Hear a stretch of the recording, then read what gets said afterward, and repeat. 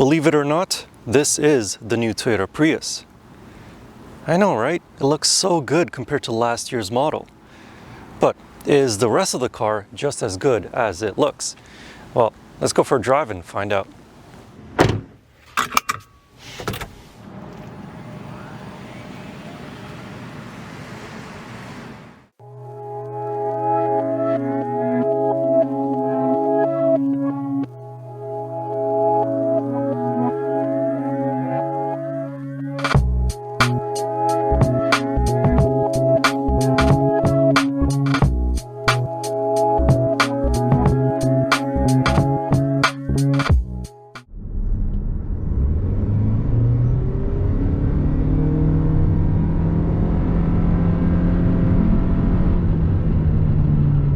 One of the big changes to the powertrain of the 2023 Prius is the new engine. Well, when I say new, I mean bigger engine. So it's now 2 liters instead of 1.8 liters, still naturally aspirated 4-cylinder. And on its own, it produces about 150 horsepower and just shy of 140 pound-feet of torque. But combined with the electric motors, one in the front and one in the back, the total output is now 196 horsepower, a big jump from 121 from last year's previous generation. And yes, here in Canada, the Toyota Prius is an all-wheel drive car, an e-all-wheel drive car, so there is no physical drive shaft between the engine and the back wheels. The back wheels are powered by the electric motor. If you're watching in the United States, then you guys do have the option for a front-wheel drive only Toyota Prius. But here in Canada, it seems like all auto manufacturers think that it always snows, even in the middle of summer, when right now it is 28 degrees Celsius, not a single snowflake in sight. But for some reason, we do not get the front-wheel drive version. Anyway, rant over. In day-to-day driving, when you're going to work or taking the kids to school or whatever it may be, you won't really notice this bump in power. Where you'll really notice it is when you're merging onto a highway or overtaking another vehicle or going up a steep hill at speed. Then you'll notice how much more power this new Prius has and how much more effortless it is to get up to speed. Now, I'm not saying that it's going to be as fast as a GR Corolla or even a GR86. It's not going to pin you to the back of your seat, but it does feel, again, a lot more effortless than the previous generation. What else you'll notice is that this car does like to switch to EV mode a little bit more often than the previous generation. So as soon as you get up to speed, you immediately see the little green EV logo pop up. And you can also switch the car to full EV mode with a button right here on the center console. And you can accelerate a little bit more quickly from a stop on electricity only. However, this mode gets disabled as soon as you reach 40 kilometers an hour. And of course, the benefit to being able to drive more often on electricity is improved fuel economy. This all-wheel drive version of the Prius is rated for 4.8 liters per 100 kilometers in a city and 4.7 liters per 100 kilometers on a highway. Compared to last year's all-wheel drive version of the Prius, it is slightly worse city fuel economy, but it is slightly better highway fuel economy. And compared to the front-wheel drive version of the Prius, both are worse.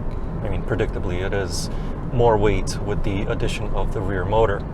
But in the real world, it is possible to get better than advertised fuel economy. Like right now, I'm averaging 4.4 liters per 100 kilometers. So it really depends on how gentle and smooth you are with your throttle applications. Some of you may get even better than that. Some of you might get worse. Depends on your driving style. Another big change to the 2023 Prius are the driving dynamics. It's by no means a sporty driving Prius now. It can't handle as well as something like a GR86, but it definitely does drive a lot better than the previous generation of the Prius. It doesn't feel like a sofa with a tiny wheel at each corner. Of course, if you push this car way too hard through a corner, then the tires are going to be squealing in agony as they understeer. But at least the steering is direct and the suspension keeps the body nicely composed around corners. The brakes too feel a lot better than the previous generation. The pedal does travel quite a bit under emergency situations, but the car does stop quite quickly. And there's no real difference between regen braking and using the physical brakes, as in you don't really feel it through your foot. All in all, this new car drives a lot better than the last one. And that's about all I have to say about the performance of the new Toyota Prius. So now let's go and talk about the interior and the comfort of this new car, because quite a lot has changed in here as well.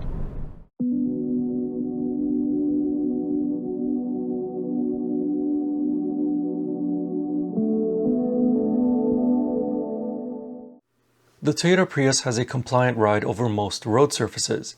Moderately sized potholes and road imperfections are absorbed well by the suspension. It's only the roughest roads that spoil the ride of the Prius. As well, the car is generally quiet in rush hour traffic. On highways, you do notice a bit more tire and wind noise, but it's no worse than in any other eco car. What you will notice is how buzzy the engine can get when it's under load. Going up a steep hill at speed or accelerating to merge onto a highway is faster than the previous generation Prius, but it is just as loud. As I said earlier, the interior of the Toyota Prius has seen a lot of changes, with the biggest one being the new dashboard. But we'll get to that in just a sec. First, I want to talk about interior space. For legroom, I have more than enough up here in the front. My knees are nowhere near the dashboard. I can even move the seat further back if I want more leg space, and I am above average in height at 6'4". However, headroom is okay. Mind you, this seat is in its lowest position. But if I raise it to have a taller driving position, it feels like the roof is coming down on me. And in fact, this car does have a slightly lower roof line compared to last year's model. And also another thing you should be careful of are these pillars over here. I had to give my dad a ride a couple of times in this car, and he hit his head up against this both times. So just be careful when you're getting in and out of the car. In the back seats behind my driving position, I have an okay amount of leg space. My knees are right up against the back of the front seat, but thankfully they don't feel squished, and the back of the front seat is made out of soft leather instead of hard plastic. But just like the front, headroom is at a premium. There is an indentation in the roof to allow for a little bit more headspace, but it's still just not enough. Maybe if it had 1 inch more headroom, then it would be okay, but for somebody as tall as myself, there just isn't enough in those back seats. Back to the front, the infotainment system is the new Toyota infotainment system, and if you are coming from the older generation infotainment system, this one does, or it can feel a little bit more daunting at first. So just take 10 to 15 minutes in your driveway and just fool around with it. After a while, you do get used to it, and it actually does become quite intuitive to use.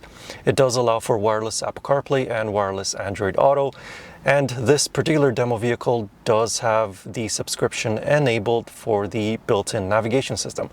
Unfortunately, it is subscription-based, but like I said, it does have wireless CarPlay and wireless Android Auto, so you can use Google Maps or Waze if you don't want to pay for the subscription. Underneath the touchscreen are the climate controls as well as the heated and ventilated seat controls if equipped, and thankfully they are individual and physical buttons. They're not buried into the touchscreen, which I like very much. And also you get the sensation that Toyota is aiming this car at late millennials and early Gen Zs, because for the wireless charging pad, which is right here, if you look inside, you'll see that it says #wireless charger. And if you look underneath this little flap here, it'll say #hidden compartment. This is the first car I've seen that has hashtags all over it. Anyway, now let's talk about the driver display, because this is the part that I do not like. I understand what Toyota is trying to do with this instrument cluster, because it keeps it well within your field of vision when you're driving. And Toyota doesn't have to spend the money on a head-up display. All the relevant information is right there, easy for you to see. However, the steering wheel does get in the way. the very top of it is blocking the very lower portion of this instrument cluster. And if you move it up, then the top portion blocks more of it. If you move it down, then the bottom of the steering wheel is hitting up against your legs. It's basically like as though the steering wheel is on your lap.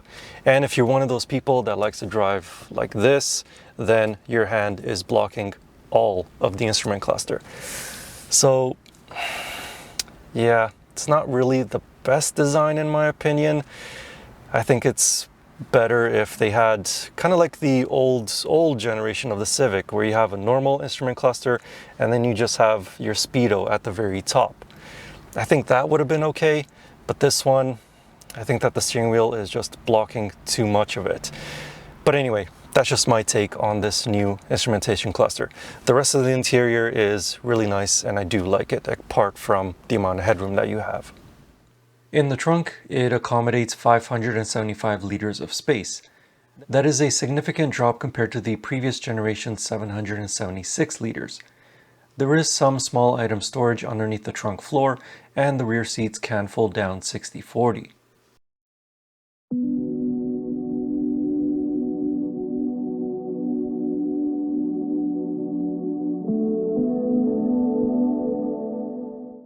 Unfortunately, just like everything else in life, the 2023 Toyota Prius has become more expensive for this new generation. As I mentioned earlier, it is only available with an all-wheel drive E powertrain here in Canada, and there are only 2 trim levels to choose from. The XLE starts at $36,650 Canadian, while this limited trim will set you back $42,990 Canadian. In the United States, there is an even lower trim called the LE, and each trim level of the Prius is available with either front-wheel drive or all-wheel drive. For the money, this new Prius is packed with more technology than ever before. The usual features are still present, like heated front and rear seats, heated steering wheel, automatic climate control, wireless phone charging pad, keyless entry with push-button start, power driver's seat with memory, and so on. But it now has a lot of extra convenience features such as ventilated front seats, a dual pane fixed moonroof, surround view cameras that can display an invisible car, a rear camera mirror, a large 12.3-inch touchscreen, a power liftgate, which unfortunately is no longer made out of carbon fiber like before, and a parking assist feature.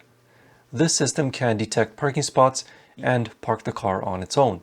It can also pull the car out of a parking spot.